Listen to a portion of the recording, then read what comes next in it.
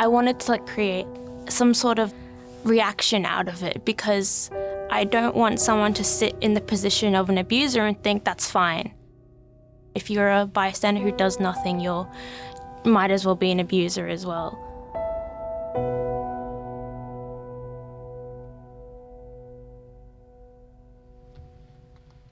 I'm Tanami Dundas Steedman.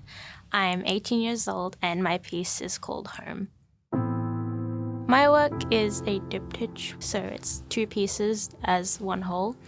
It's like an oil on canvas and it took around a month to make. The concept for domestic violence, which is what it's about, was inspired because I'm a survivor of it. The first piece is of a young child and they're behind a jarred door with an eye just peeking out. The contents of the eye has 2 hands grabbing at each other to symbolize a physical assault. The second one focuses more on the perspective of it. It's a full black background with a woman with a wedding ring on, just kind of cowering from a blow from the top. So it's kind of putting the viewer in the position of the abuser. You're forced to interact with the piece because you're put in that position. I do relate to it with peeking through doors and seeing violence happening. Times where I can remember it have to go back to maybe early primary school when I was about 10, maybe a bit younger, 9. But I know it was going on for a lot longer than that as I've gotten older.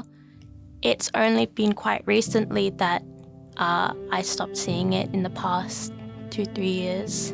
And it's been hard to know and realize this isn't normal and this is not okay. And what it is now, this is how it's supposed to be. I had a lot of people who did stand by and didn't do anything. And of course that's not their fault because I don't think they knew what to do. I want my piece to emanate the rawness of the actual situation because a lot of people would stand by and do nothing.